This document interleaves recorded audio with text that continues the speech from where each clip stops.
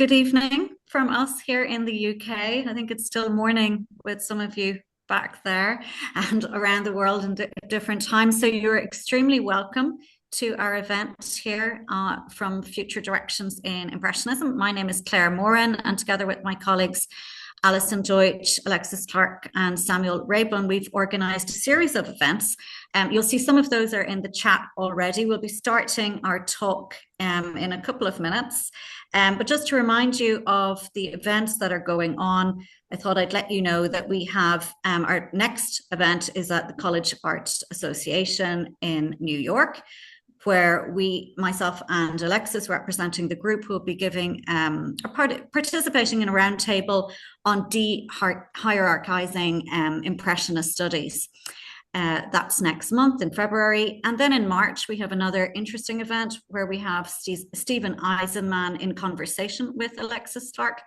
And we also have ongoing plans at the moment for our next Workshopping 2.0, which we can just tell you will take place in the fall next year. So keep an eye on our website for details on that. You should get a call for papers in the next month or so.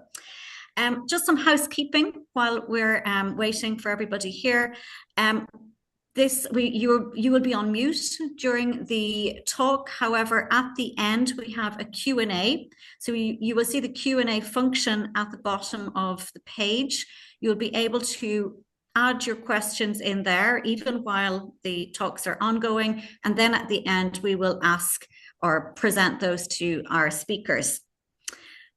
Okay, I think we can probably make a start. So we are absolutely delighted to have two wonderful speakers who are really starting very innovative work in art history. Right now we have Harmon Siegel and Carmen Rosenberg-Miller. And Harmon is here to talk about his book, but we expect that this talk will go quite beyond the book.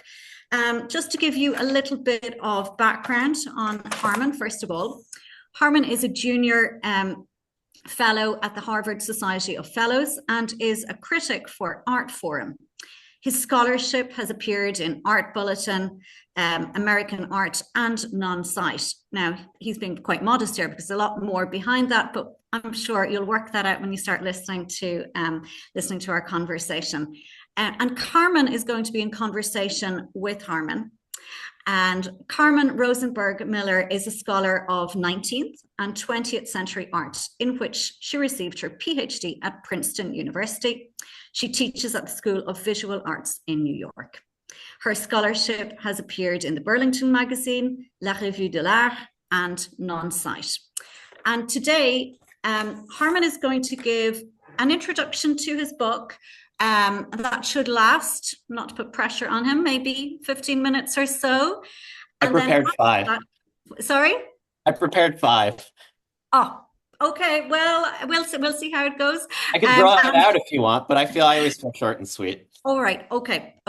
And that will lead into Carmen, who will start a conversation on the topics raised in Harmon's talk. And then after that, we will open up to questions. So about maybe 45 minutes into the conversation, will then open up to questions. But I'm going to pass over to Harmon now, who is sharing his screen. Thank you. Thank you, Claire and Allison and Alexis and Samuel. I had so much fun at the event that you did, and I'm so happy to be able to do this. And biggest thank you for Carmen, who thanked for doing this with me, but more thank for years of friendship and collaboration, and someone very special to me. So I'm happy that you can do this with me. Okay, so this is a picture of the cover of my book, which is called Painting with Monet, and appeared in April. And in a sentence, the book argues that when Monet painted side by side with the other Impressionists, he was attempting to reconcile the sense of a singular, subjective individual with the reality of complete social interdependence. And so that this practice is attempting to have both things at once in just the way that we do have things both at once, right? We are both distinct subjectivities in the world. There's nobody exactly like me. There's nobody exactly like you. And yet we are completely bound to each other in relationships of interdependence that we institutionalize through certain forms of relationship, friendship, marriage, teacher-student, and so on.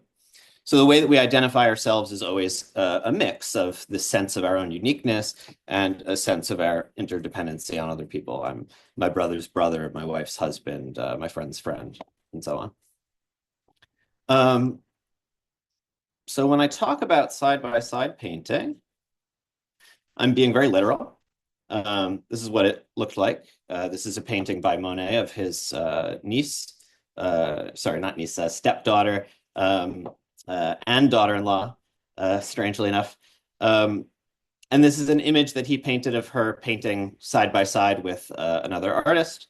And you get a sense of what the physical choreography of this would have looked like. Artists planting their easels pretty close to one another. When Theodore Duret describes this practice, he says, far enough away that they can't see each other's works. So they're not copying each other, not risking that.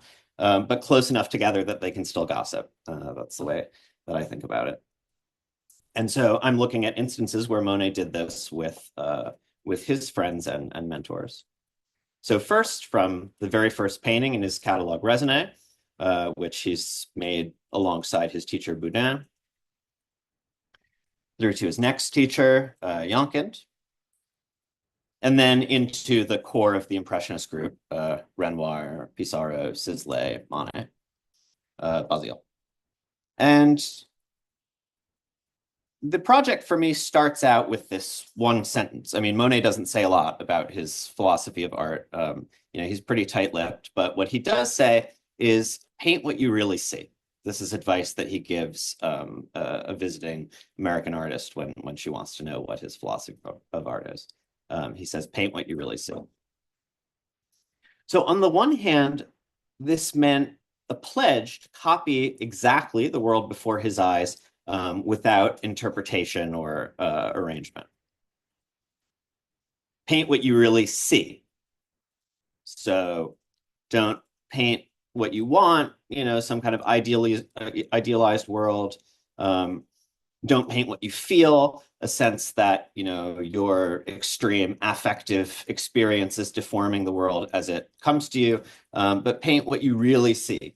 Paint the impression that the world makes on you, even in some sense, this idea of a kind of retinal impression.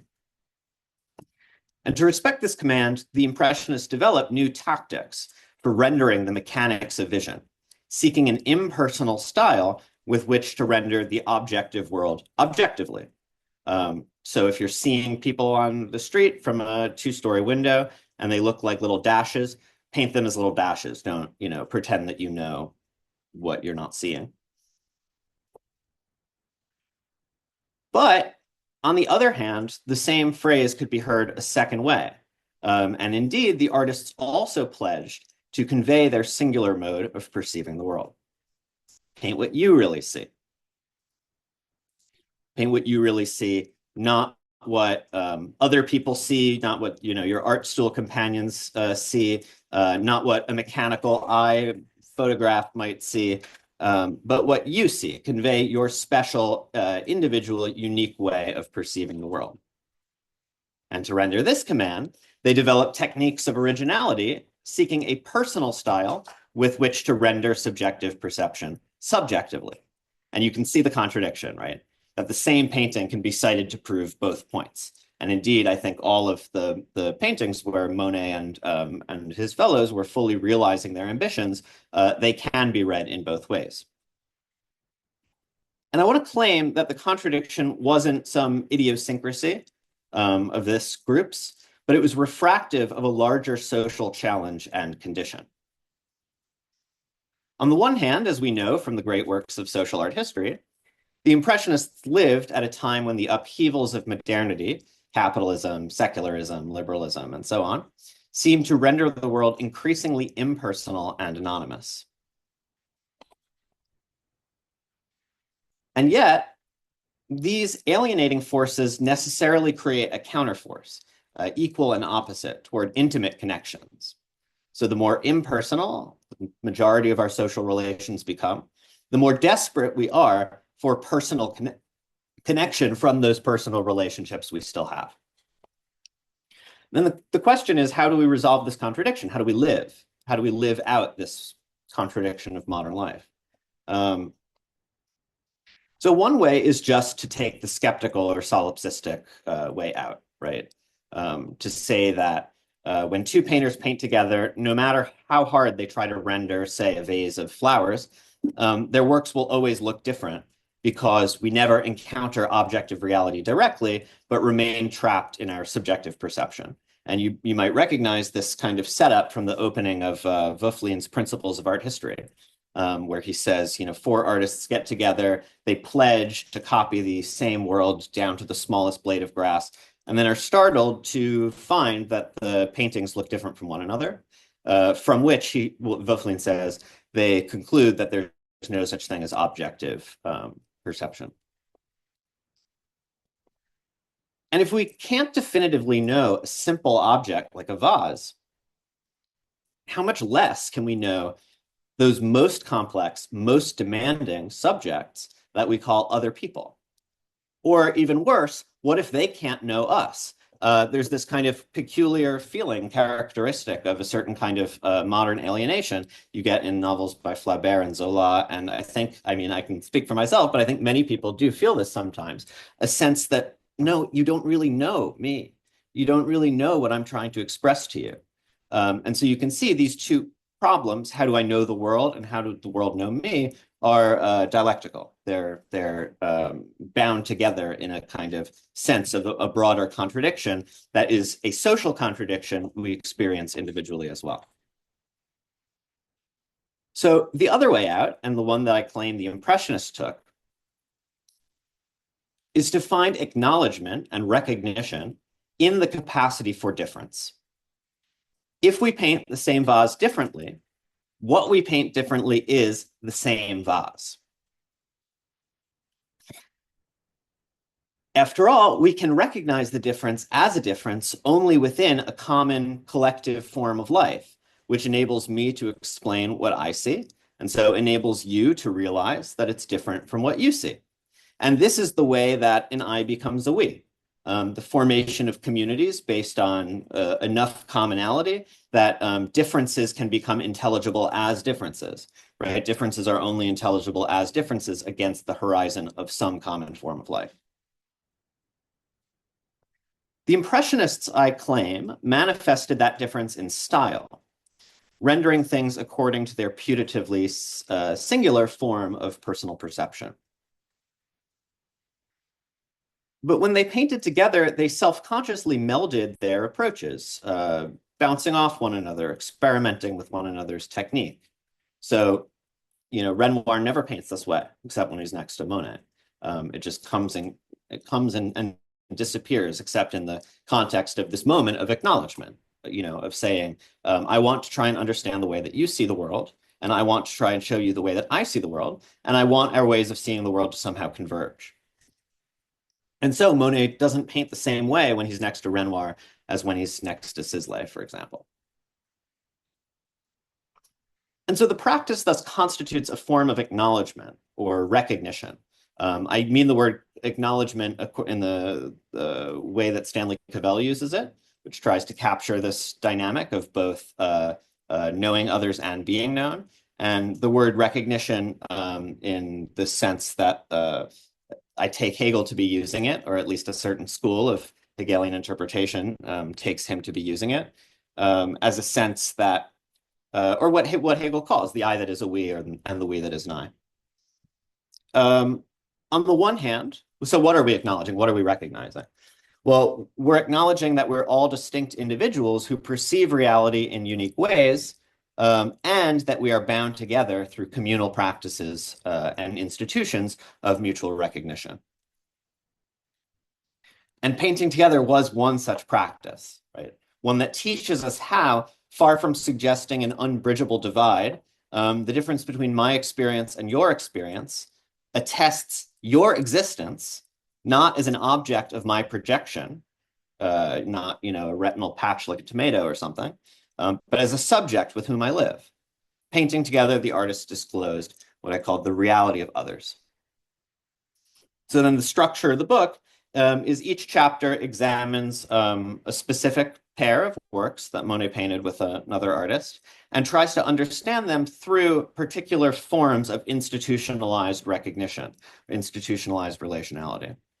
So the first, artist and beholder, right? It's a long tradition of talking about the problem of the beholder in 19th century painting. What happens here is that it's not just the beholder, it's a specific beholder.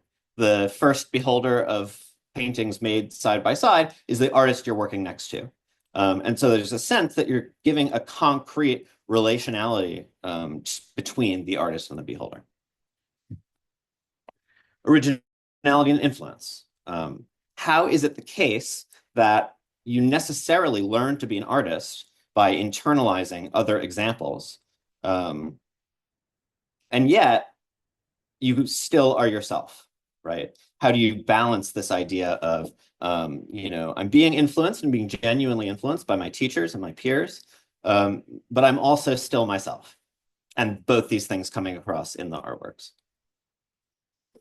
Individual and group, the condition that these forms of recognition come under political conditions of liberalism, the idea that being yourself under these political conditions is not just a fact, but also a kind of social norm, something we value, individuality versus conformity. And then the question is, right, if you're in a group like the Impressionists were, and you want to have a collective movement, how do you still have a manifestation of the nature of the individual? Social nature and natural society. And so the question here is concerns like the process of the institutionalization of relationships. We're animals, human animals.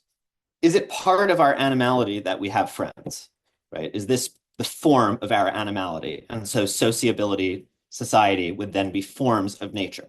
That would be the form of nature of the human animal, would be to be in these kinds of relationships of recognition.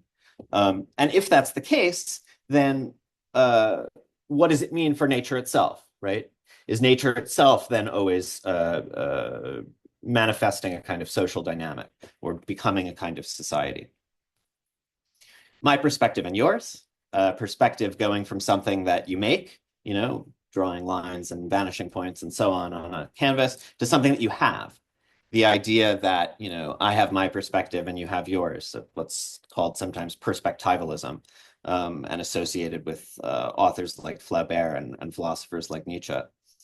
And then finally, the most troubling one, and I think the one that Carmen and I will spend the most time on, subject and object, right? How is it that I am both the subject of my own perceptions and I am the object of others' perceptions? How is it that when I encounter another person in my experience, I encounter them as both another, right? Not just a projection of my own mind, and as a person, which is to say, entitled to certain forms of recognition, to whom I owe obligations, have responsibilities, and so on. So then, in a way, the one sentence that really captures, I think, the spirit of the book is something that Monet is reported to have said toward the end of his life. He says, "Your hand in mine, let us help one another to see better."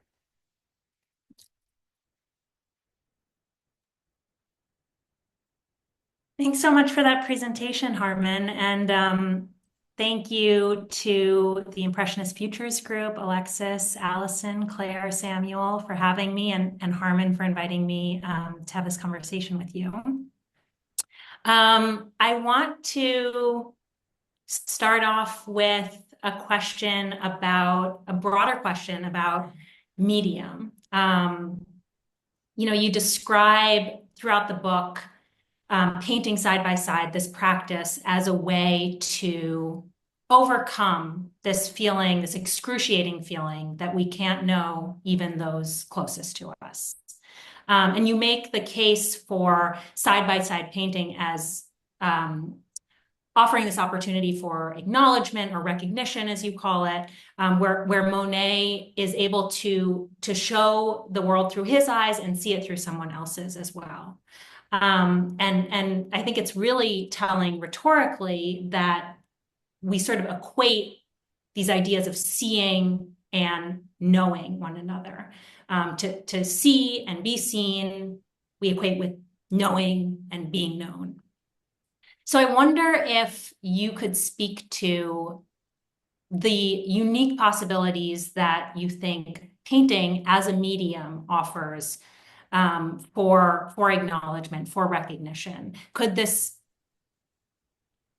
project be executed in a different medium? Do you think it would be possible in literature, or is there something unique to painting and visual experience that makes this possible? Yeah, I think that it happens in literature. I think that poetry, and especially a certain kind of 19th century romantic poetry, is about the simultaneity of experiencing this agony of not being able to communicate, and then also communicating through the poem, right? I mean, I think Baudelaire is kind of the paradigm of this. And the same for novels, the way that novels can stage a relationship between the first personal I and the other characters. And, especially when you have, as in Flaubert, a kind of free and direct discourse that allows you to play with the relationship between them. You do have this question of recognition brought into being. But I think there is a lot. I mean, I think this is more discussed, right? I mean, I think there's a lot more people who, to be, sort of crude about it, like do Hegel and literature, than try and think about these particular forms of problems in relation to painting. And then, I think the more sort of conceptual answer would be that one of the peculiar features of modernity is the loss of the orienting necessity of sense impression. So, or maybe not sense perception so much as something like sensuous particularity. And there I'm using the words of Jan Bernstein, who's trying to gloss Adorno. But I don't think that really matters. I mean, I think the key question, right, is does sensuous particularity, that is, the experience of one thing as one thing in a singular moment of encounter, that is happening sensuously, right? That is happening through our bodily encounter, not through a kind of cognitive conceptual encounter as you have in literature. So I do think there's sort of a special relationship between painting and these problems of recognition, not that you could derive sort of like abstractly by thinking about what it is to put pigment on a canvas, but in a very historically specific way about what painting comes to mean in this time period. Yeah, and it also seems significant to me that what you're describing is happening across or between works, not within works. Mm-hmm. I mean, the examples you cited from literature, these attempts at acknowledgement or recognition are happening within a poem, within a novel, but it doesn't seem that writers are experimenting the same way across texts. Maybe I'm...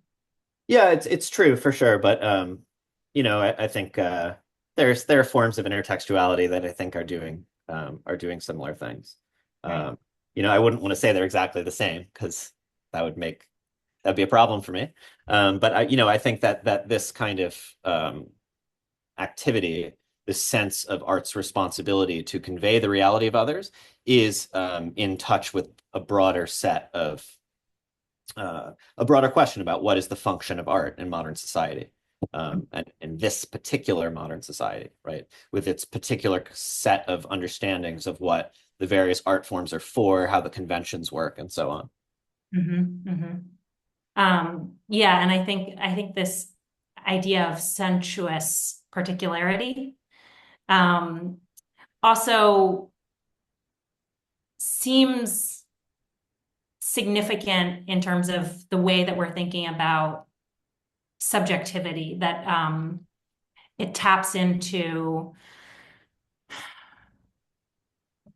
something that is much more immediate and spontaneous than a kind of cognitive experience of the world.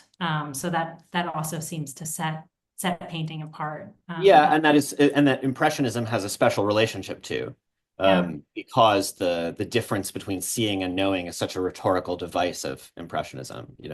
I want to paint as though I were born blind and then had the world revealed to me all at once so that I wouldn't know what anything was. I would just paint it, as it appears on my eyes. I think this is a deeply philosophically mistaken idea. I don't think there is such a thing as experiencing the world without concepts, and I think that comes through in Impressionist painting. However, I think it's necessary to work from the inside out, trying to understand the worldview, and trying to understand what's happening. I've had conversations with philosophers where they're just like, but they're wrong. That's not how subjectivity works. And I think, that's a fine way to talk about it, but it's not the art historical way to talk about it, right? And so, do I believe that paintings are a straightforward one-to-one registration of something like visual perception or subjectivity? No, I don't, right? But I think the fact that this was how the artists experienced it and tried to communicate their experience of it, and the way that critics experienced it and tried to communicate their experience of it. I think that's significant, not only for historical reasons, but for philosophical reasons, right? The idea that a certain conception of what subjectivity is doing in relationship to society is not contingently related to the historical conditions, but is a dynamic, self-reflective form of engaging with those conditions. The second question I want to ask you has to do with this kind of apparent paradox between the notion of style as a proxy for an artist's singular subjectivity versus Impressionism as a collective stylistic idiom. So what you touched upon with that individual and group slide, that a style represents the individuality of the artist, and yet the Impressionists are striving to also define themselves as a group. And I wonder if you could say a little bit more about how you account for the stylization of Impressionism that sets them apart as a group and makes them unmistakably distinct as a group. Vis-a-vis this belief that style is expressive of individual subjectivity. I think that it shows how individual subjectivity is constituted in and through others. I think the reason why it matters to me that they don't paint the same way when they're alongside, Monet doesn't paint the same way along Sisley and Jongkind and Boudin and Renoir and so on, is because I think in the attempt to understand the other artist's style, that is a way of attempting to work through, attempting to understand the other person, right? And their point of view, their perspective, as it comes to be called in this time period. And so I think a kind of stylistic convergence is meant to indicate a communal, shared self-understanding, which is to say that at a certain point in a relationship, right, I am only me because of you, right? You don't have that relationship with everybody. People I get on the subway with, I'm not me because of them, but my friends, my family, my students, I am myself because of these people. There's no parsing them. And so I think that the kind of convergence of a style among these artists is an attempt to register on their part a sense in which they have developed a kind of communal intersubjectivity. Yeah. Thank you for that. Intrinsic to that question is the notion that an artwork is a proxy for an artist's singular subjectivity. Yeah. I wonder to what extent you feel that you do know your artists through the artists you work on, through their work. When you look at these side-by-side paintings, what do you do you feel that they tell you something about your artists as individuals? And are there certain impressionists whose work you think discloses more than others? This is such a great and impossible question.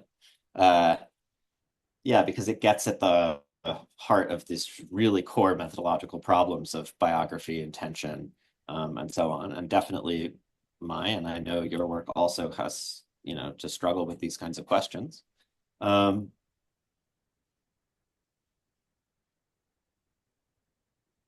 I think my sort of gut reaction is that I know the subjectivity that the artworks are producing, in the sense that, I believe that we don't know ourselves. In fact, other people often know us much better than we know ourselves. I mean, nobody thinks to themselves, I'm a bad friend. I'm basically a jerk. Like, I'm not fun to be around. I'm humorless. Most people don't think of themselves in those ways, and yet there are people who have those qualities, and other people do pick up on it, right? And so there's a way in which other people actually know you better than you know yourself, and you need to sort of exteriorize your self-understanding in order to see it reflected back at you. This is a core tenet of Hegelian philosophy, but it's also, Castagnari, the critic who essentially, gives the best definition of impressionism to me, he puts it as something like society can only understand itself through representing itself to itself, which is a very kind of Hegelian thought that appears in a review of the Salon of, I think, 1859 or something. And so I think that when an artwork is trying to function as a proxy for or way of shaping or interrogating subjectivity, then the artwork can know more about the artist than the artist knows about the artist. If you see what I'm saying. Well, maybe this is a good moment to pivot then to the question of your style, the style in which you wrote the book, which is beautifully written and so accessibly written, and also written from such a personal perspective at times, which can be rare in our discipline. So I wonder if you could speak a little bit about the choices you made in terms of your own writing style. Did you feel that this project in particular called for a more personal writing style based on its subject matter? And how is this related to your insistence on the importance of biography? Yeah, I mean, absolutely. I think this project for me called for a certain kind of, first personality and maybe even vulnerability, I think, in certain moments. I think it's like a put up or show up, in the sense of, I'm demanding that I'm demanding that one represent oneself for the purpose of acknowledgement, so I better try and do that as best I can. That's the sort of dominant reason for the prose style. But there is another reason. It's not the case that, well, I think maybe other people can tell me, but I don't think it's the case that you read this and you read other things I write and you're like, oh, this is a radically different person. And to me, that has to do with what Cavell calls the sound of philosophy. And I think, it doesn't need to be the sound of philosophy. It can be the sound of art history also, which is to say,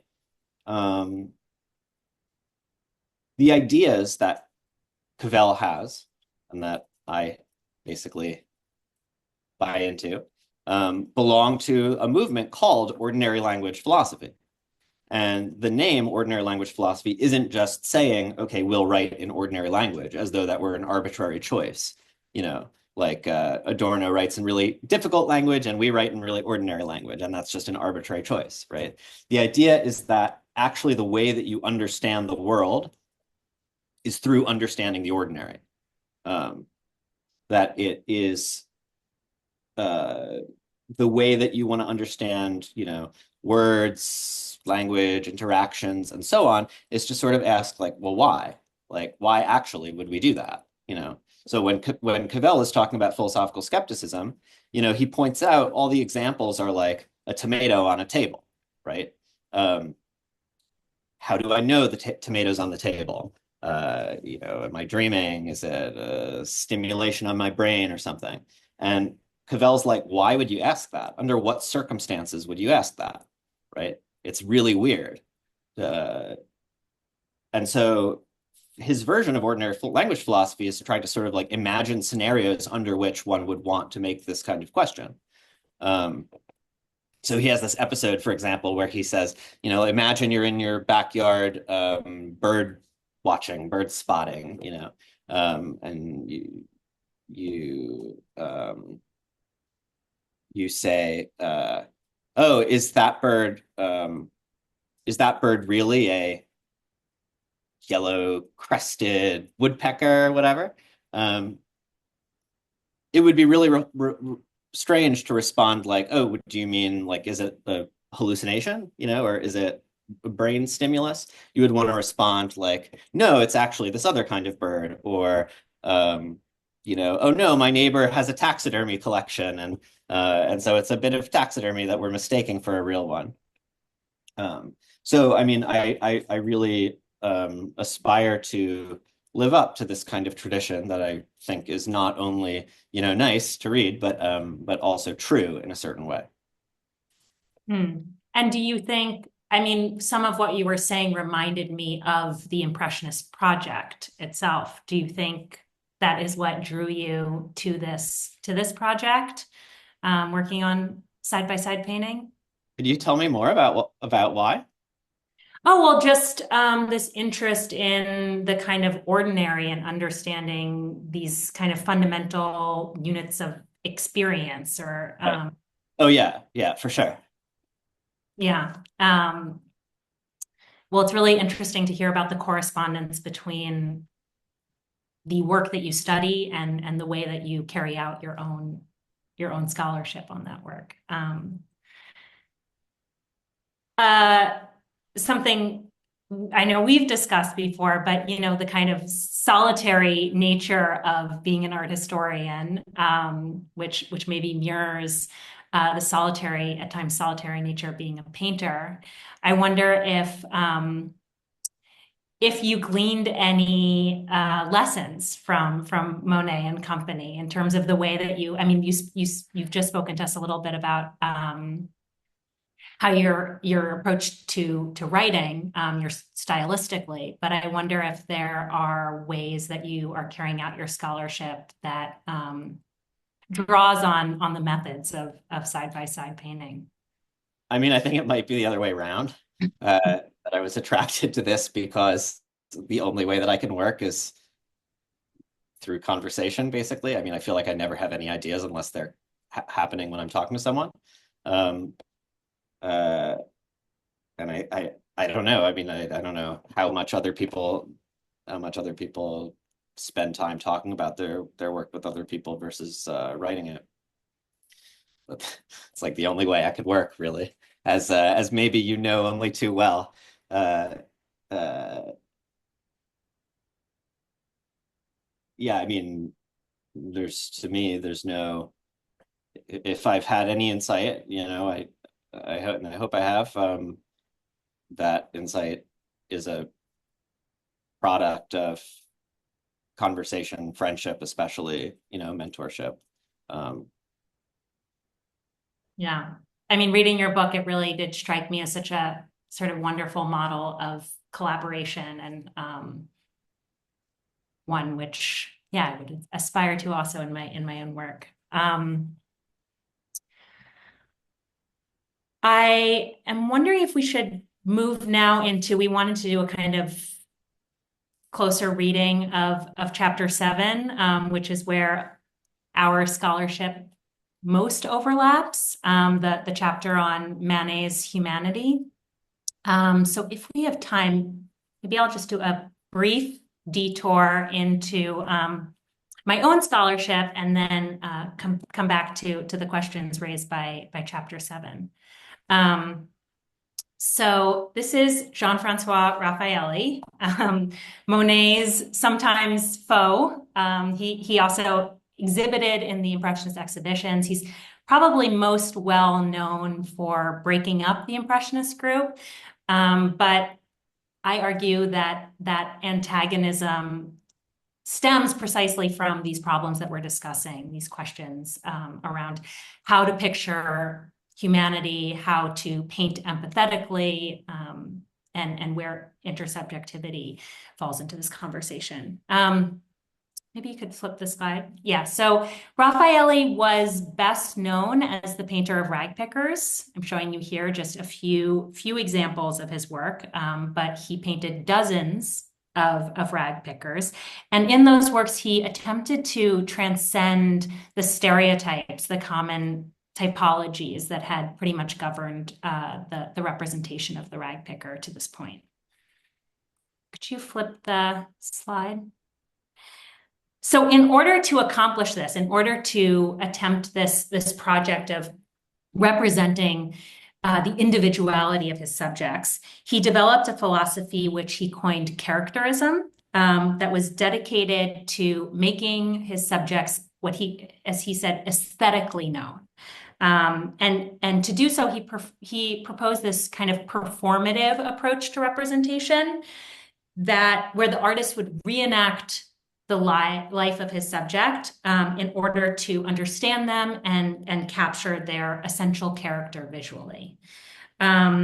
So, for example, in the case of the rag pickers, who roamed the suburbs in order to collect refuse, Raffaelli himself began going on these long 6-hour walks through the suburbs. So sort of this almost kind of method acting approach to understanding the people he painted. And I see this work that we just had on the screen, artist painting, as a kind of visual manifesto of characterism. It shows how the artist attempts to inhabit, he's wearing similar clothing to his subject, how he sort of almost attempts to embody his subject, and the way that can threaten also to eclipse the individuality of the painter. You can barely see his face. He's kind of engulfed by the space of the painting. So this begins to present potentially a problem for the painter. He also, in addition to this approach to painting, this performative approach to painting, he also individuated his subjects by adapting his style to the way he painted them. So maybe go back to the slide with all the rag pickers on it. So you can see here, all of these works were painted within a few years of one another. They're all depicting similar subjects, men who were rag pickers, and yet there's this vast range in terms of palette, facture, composition, and it really shows Raffaelli's attempt to come to each subject on his own terms, and adapt his style to each of them individually. Can you flip ahead to, yes, this one. But Raffaelli's, as I just alluded to, this project also presented a challenge, because if you're trying to completely inhabit the subjectivity of the person you're painting, where does the subjectivity of the artist reside? And so I argue that in a work like Le Chiffonnier, Raffaelli seems to kind of metonymically inscribe himself in the painting, in the rag picker's pile of garbage. So you can see here that go ahead. I have a detail on so this pile of garbage, which contrasts so much with the style in which the rag picker is painted, which is all sort of these neat, orderly contours. The pile of garbage becomes almost a metaphor for the artist's palette, and a kind of metonym for Raffaelli himself, that he's inserting himself in this space. I'll give just 2 more examples. Can can you go ahead to the, yes, this is man having just painted his fence. And here I argue that Raphael is sort of carving out space for the fence painter through this verdant green that is inconsistent with Raphael's more kind of dreary palette. And he's allowing his subject, the fence painter, to physically supplant his own marks. He's painting the green over Raphael's marks. And you might also think about the kind of division of the canvas. On the left side, you have this industrial suburban landscape that's very prototypical of a Raffaelli painting. And then on the right side, you have this blank wall that you might even read as a blank canvas that he seems to offer up to the fence painter. So it's almost like, he's carving out space for the fence painter. And could you go ahead just to one more detail? The hand seems to be here a site of particular tension, because on the one hand, it's, kind of this emphatically calloused and dirty hand that seems to speak to manual labor. But on the other hand, there's this kind of delicacy with which he threads the paintbrush between his fingers, and also the thinness of the brush, which seems to maybe correspond more with an artist's brush than with the brush you would use to paint a fence. Carmen, how are we on time? Was I too verbose? Should I skip ahead? I have just one more slide, but we could. Yeah. Okay.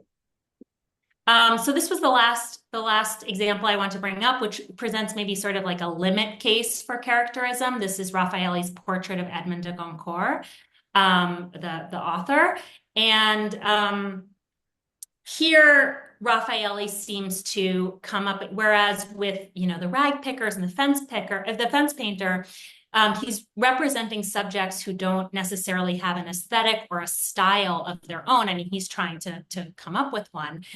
With Goncourt, he's representing someone who has a very pronounced aesthetic of his own, and one that's often at odds with Raffaelli's own aesthetic values.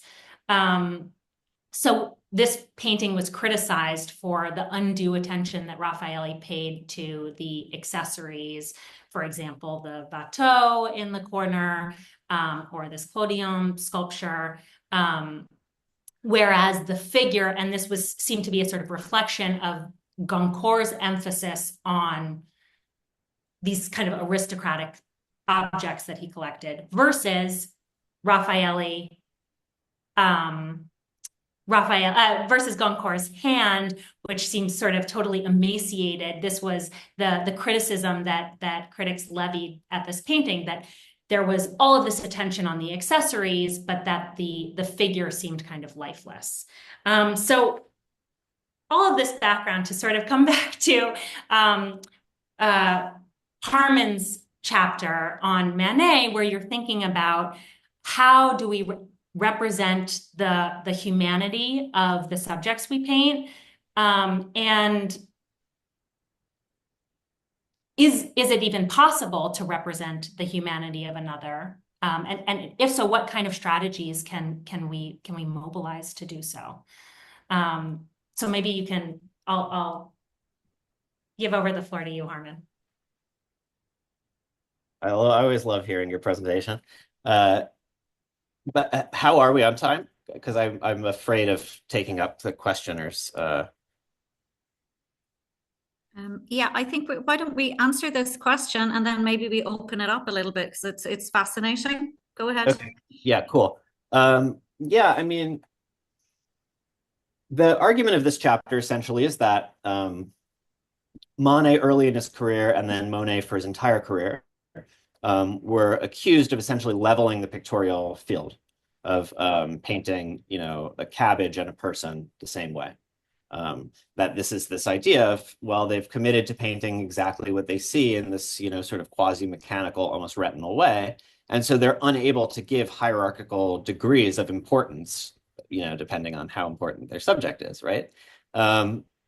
And so, you know, it comes out in paintings like this, right, where you know, the degree of impasto that's happening in the window, this kind of like, yeah, frenetic energy of it, is much more sort of pictorially interesting than this very like thinned out, barely represented, you know, cartoon of a face. And so then the question is, right, if you're not going to have kind of hierarchies of importance according to how important things are in the world, how do you register the subject's humanness? I don't think it's accidental that the charge is often levied when he's painting his wife, because it's like if you can't register the person you love the most, how are you supposed to encounter other people, period? But I mean, I think what's interesting about like the juxtaposition between our projects is, I think for Raffaelli, if I understand you, I think that for Raffaelli, there's a relationship between the way in which he's painting the figures with this physiognomic attention, and the style in which he's doing it at being, you know, sort of calibrated to the sitter.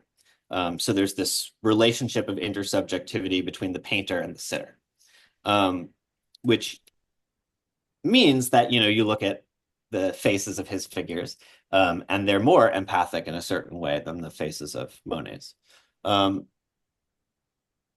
But I think with the Impressionists, it's a mistake to see the question of recognition, acknowledgement, in the relationship between painter and sitter, because it's more taking place in the relationship between painter and painter.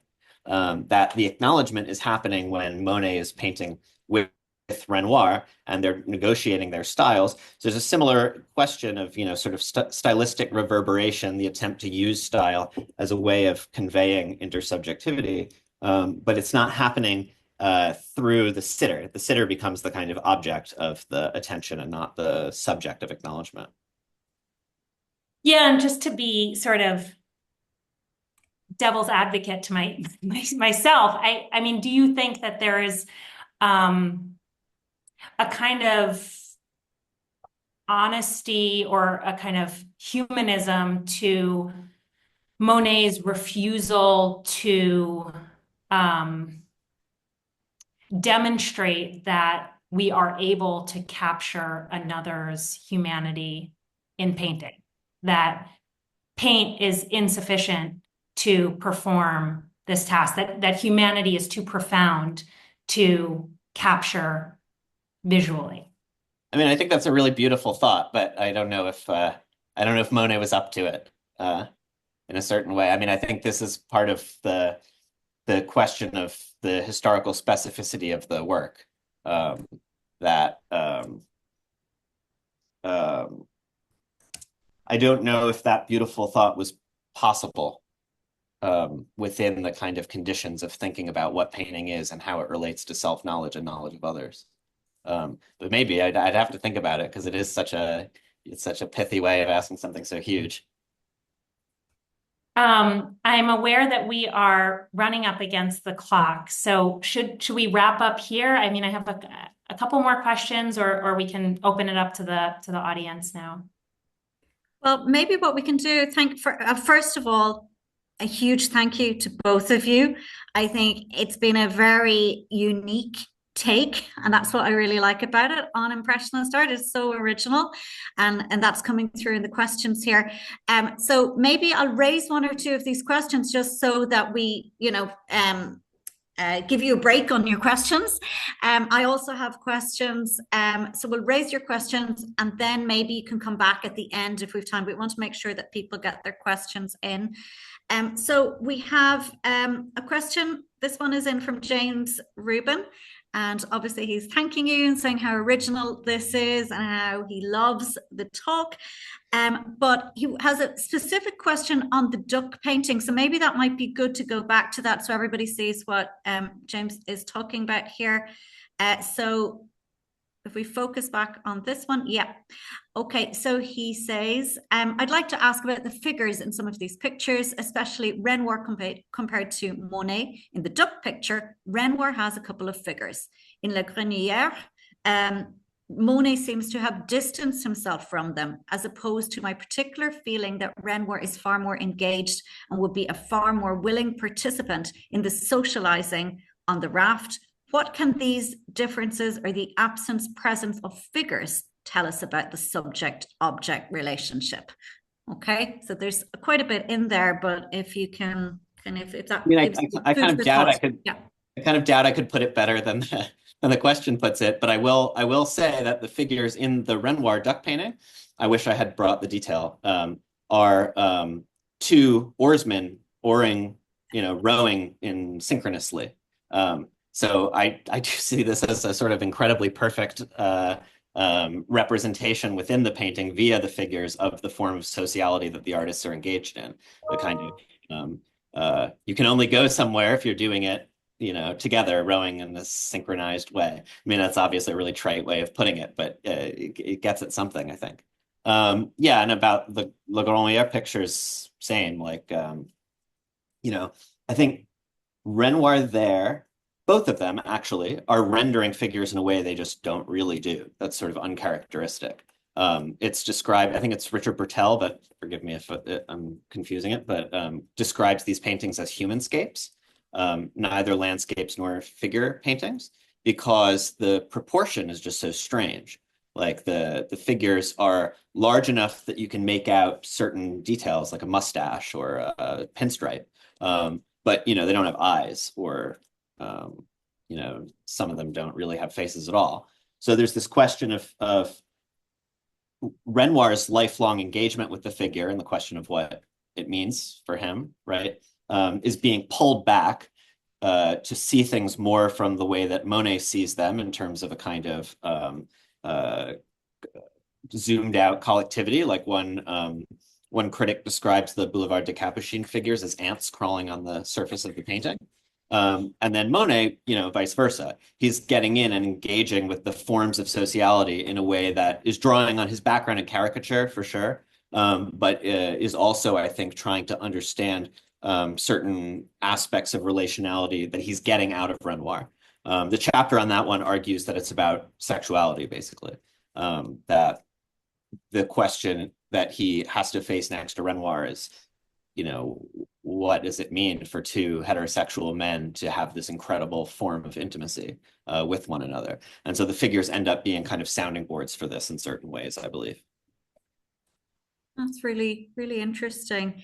I'll ask a question perhaps before we move on to something else, and it kind of maybe drags it down a little bit, but I think at some level, we're thinking about Impressionism in terms of all of these artists having very high integrity and very high ideals. And the whole question of truth is something that Mallarmé writes about when he talks about the Impressionists. And at one stage, he says something like, the thing about truth is that it's strange when you look close. Okay, that real truth is strange, and that's why people don't recognize it. And there's something about that. And then I started thinking about truth while you were talking and looking at this, and what is, because I know they're all obsessed by truth. But then I started thinking, what if they were cheating and lying? And what about those base instincts when people are working side by side? What about the baseness in all of this? We've all been about how wonderful they're that they these kind of almost trying to delve into these characters and do the right thing. I think it's a question maybe for both of you. What about their base human instincts when they work together? I'll let Carmen.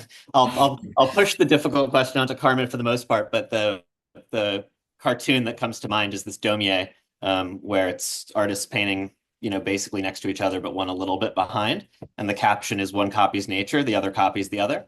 So I think there is this kind of question of like, this relationship can be really parasitic, right? And it's true that when you look at these side-by-side paintings, I mean, if I'm putting on my, critic hat, always one artist is stronger, and it's usually Monet. But I want to take them at their best, and maybe that entails giving a certain distorted picture of sociality that leaves out some of the edges. But that's a risk I want to do. Great. I don't know, Carmen, if you wanted to come in on that. Yeah, I mean, I think also, something that I think artists continue to struggle with is that in order to be successful as an artist, you have to have a recognizable individual style, which demands consistency and differentiating yourself from others, which would be another motivation to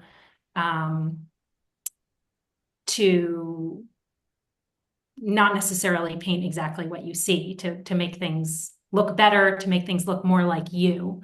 I mean, I know this is something that Raffaelli often comes under fire for because he's considered an uneven artist because his work looks so dramatically different. I just showed you 5 paintings of rag pickers that all look different. We expect artists to have a kind of consistency. And when we see this kind of messy incoherence, can be a sign of the lack of the artist's sense of self. No, that's really interesting. I think we could talk a lot about what we're all guessing. It's a guessing game, really, in many ways. But I have another question here, and I'd like to.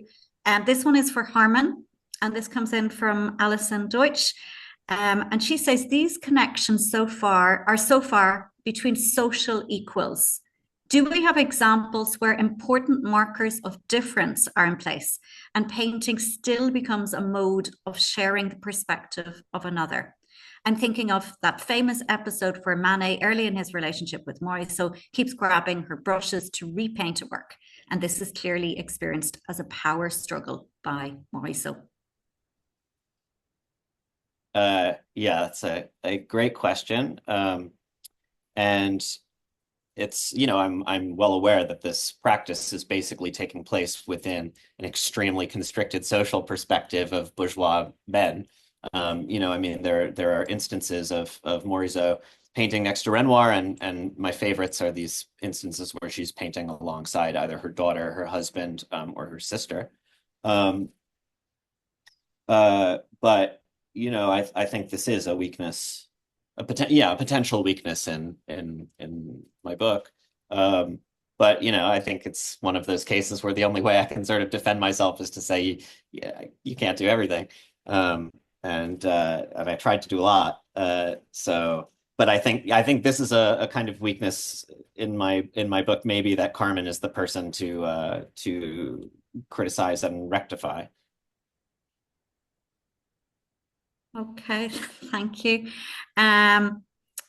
I think perhaps, Carmen, we could circle back to you because I think you had 1 or 2 questions you wanted to ask. I don't see any other urgent question coming through. So while we're waiting, if anybody else has a question, please put it in the Q&A. Yeah, I mean, one of the questions I had was a sort of curatorial question for Harmon, how he thinks that how these works should be exhibited, whether they should be seen side by side. I mean, at one point in the book, you say that you feel they shouldn't be because it invites a kind of comparison, a game of who did it better. And when we went to see the Manet Degas show, I remember us sort of saying, that we were critical of ourselves for approaching the work that way, to turning it into this, competition. But on the other hand, you demonstrate in the book how instructive it is to see these works together. So I'm wondering, how you think about how these works should be shown and seen. Yeah. So what I say about the not showing them together because of the who did it better, I think that was more why they didn't show together. Because when Monet showed with Boudin, the critics all called him, like Boudin light, basically. So I think he learned his lesson. You don't do that. And in the conclusion of the book, I try and argue that there are certain strategies we can see at how they're alluding to each other's side-by-side works in the Impressionist exhibitions without showing them next to each other. I was too little to see Pissarro's MoMA Cezanne Pissarro show. Too little and not artsy enough, which I really unbelievably regret. But I can dream of nothing better than someone wants to do a show of these things. That would be really awesome, I think. Yeah. I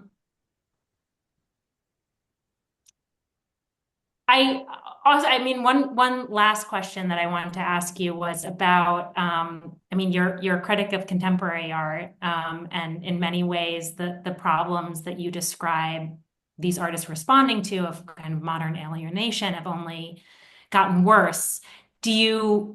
How do you see contemporary artists responding to this problem? What kind of do you see them? How do you see them dealing with it in their work? Yeah, it's a great and difficult question again, because it's difficult to try, to try and make like sweeping claims about this. But I think a crucial development that changes the game is that it is no longer really believed in at least the avant-garde art world that artworks are stand-ins for the artist's subjectivity. I think that, people have asked me, does this practice, continue, right? It has a prehistory, certainly, of all art school, basically, and you can find examples as early as Bruegel and Claude and Habema. You can find examples of people working next to each other for a long time before the Impressionists, and it really picks up with the Corot generation immediately before them. And then, as far as I can tell, you get, the famous Gauguin, Van Gogh, and then the Fauves did some really interesting side-by-side work, which maybe one day I'll get to, or maybe someone else can do. I hope. But then, it sort of goes away, unless you want to count Picasso, Braque. And why does it go away? I mean, I think it goes away because painting is no longer invested with this idea that it is a straightforward representation of subjectivity. So intersubjectivity has to be acknowledged in different ways. And I think, maybe this is going to sound weird, and, I know, like, Michael Fried wouldn't be happy with this claim, but I think that minimalism, in a certain way, the reintroduction of the beholder in a concrete scenario, and the orchestration of multiple beholders in a institutional setting, I would see something like the move from Judd to Haka's condensation cube, where if there's more people in the gallery, the cube condenses more, up through the kind of social orchestration projects of Dan Graham. I mean, I would see those things as ways of trying to find like alternate strategies for a period when medium is no longer invested with this kind of priority, and painting in particular seems to have lost a kind of credibility as a representation of a kind of authentic subjectivity. An attempt to figure out, well, how would you do strategies like this for the contemporary world? I mean, obviously that's not, 70s is not today, but I think today we still remain sort of more in a paradigm shaped by people like Haka and Graham. That's really interesting. Oh, yeah. Sorry. Oh, I'm aware that I asked you to just, offer a sweeping narrative from the 19th century to the present, but I think that's a really interesting, compelling answer. So, thank you.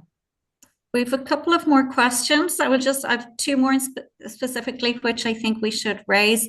We've one which is hopefully straightforward, but maybe you wouldn't agree on this. This is from Kuwon Kim, and she asked, should paintings be shown in chronological order to show an artist's style changing, or with other artists to compare? Now, maybe we have a bit of a biased view here. What do you think, Harmon? I don't know why you would really have to choose. I mean, I'm not being dismissive of the question, because the question is raising, an important question about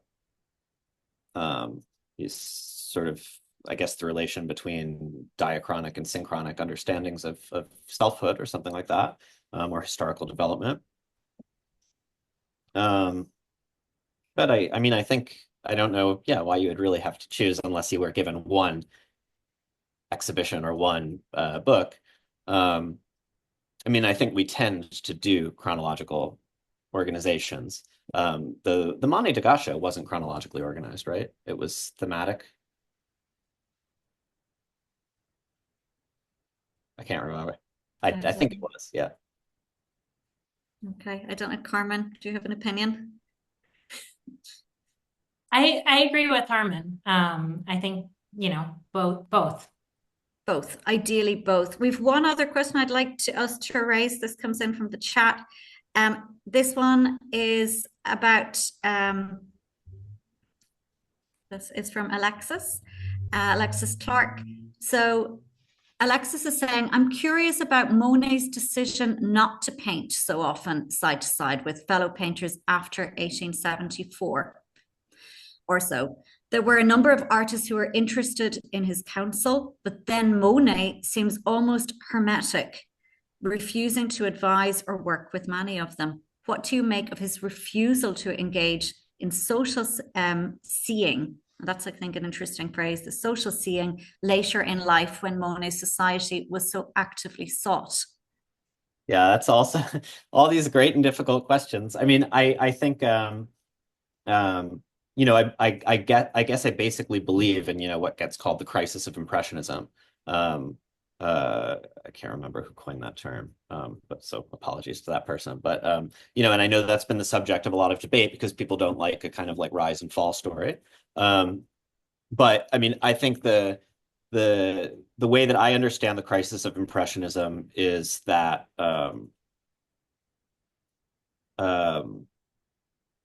these artists reach a point where they have come to understand what they see themselves as, right? Monet has come to decide, okay, this is what a Monet is. Renoir has come to decide this is what a Renoir is. And so there's a kind of breaking apart that can happen there when they're no longer, needing to develop in a certain way. I don't think it's an accident that the period where they're doing this is their youth. Maybe this would actually come back to your kind of hostility question, because then once they see themselves as fully formed, right, then it's easy to have a kind of carapace. I mean, I think that would be one kind of more sociological answer about generational change and things like that. But I also think that there's a broader challenge about the way that strategies for understanding subjectivity are changing through the 1880s and beyond. That with symbolism and decadent painting, and the various strategies of post-impressionism, I would think especially Seurat, there are new kinds of pressures on understanding what it means to be a subject and new kind of anxieties about them that I don't think are exactly reducible to the 1870s versions. So, I mean, I think that to a certain extent, modernity itself is changing. So what it means to be a modern painter has to change with it. Okay, great. I think we've had a very full discussion on this. I'm conscious that we have forced our guests to keep going and question each other, and it's been fascinating. But I don't think we have any more questions, but I'd like to really thank both of you for engaging so fully in this. It's been a really thought-provoking session, and we have comments in our chat to that effect. So I'd like to give you a virtual round of applause, and everybody get out there and buy the books. And the forthcoming one, there's a forthcoming one also, Carmen, that will be here hopefully within the next few years. So and I forgot to be in salesman mode to say the discount code is P325 if you buy it through Princeton. P325. Okay. Yeah. Well, thank you very much. Well, we can put that into our one of the emails. Okay, I'd just like to thank you all. So I hope the rest of you who have been listening in have a lovely afternoon, morning, evening, wherever you are. And we look forward to seeing you at another event if not at CAA, perhaps at Stephen Eisenman's talk in March. Thank you very much, everyone. Thank you. Thank you so much. Bye.